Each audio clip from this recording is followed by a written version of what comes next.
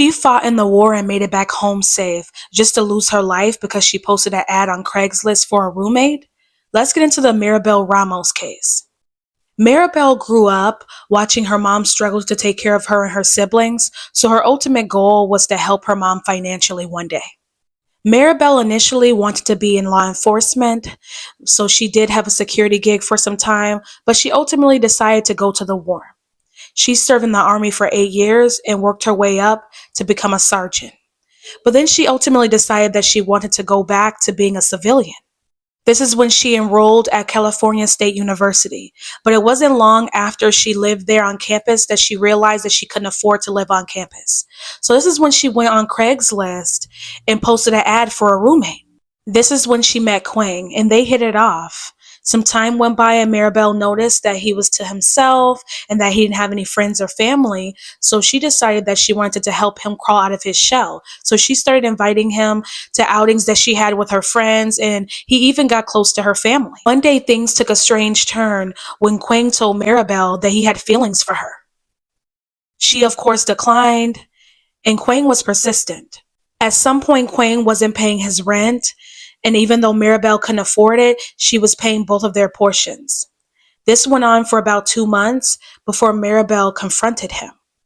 She had heard that he had gotten age-altering surgery, and this cost about $10,000. This conversation ended with Maribel telling him that he needed to give her both months' worth of rent or he needed to leave. And things must have started heating up in the house because Maribel called police and said this. Hi, it's not an emergency, but is it recording? Is there a what? Is this conversation recording? Yes, every conversation is recorded. I'm just calling so that you guys know that if something happens, I did it because I was trying to defend myself. All I'm trying to say is that I'm warning. Honestly, I will fight for my life, and I swear I will kill him. His full name is Kwang. Things must have taken an even worse turn after this because Kwang texted Maribel's sister saying that she didn't return home that night. Initially, Maribel's family didn't see this as a red flag, but when she missed her softball game and she hadn't reached out to anyone, they went and filed a missing persons report. When police followed up with Kwang, there was discrepancies in his story. They found this out after they got a hold of surveillance at the apartment complex.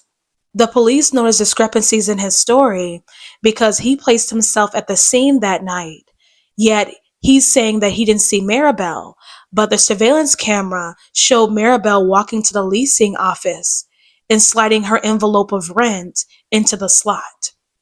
And then it looked like she was in pajamas, so you would believe that she was returning to her apartment, correct? As time went on, police just watched Kwang from a distance, and they noticed that he was frequently checking out a laptop at a local library.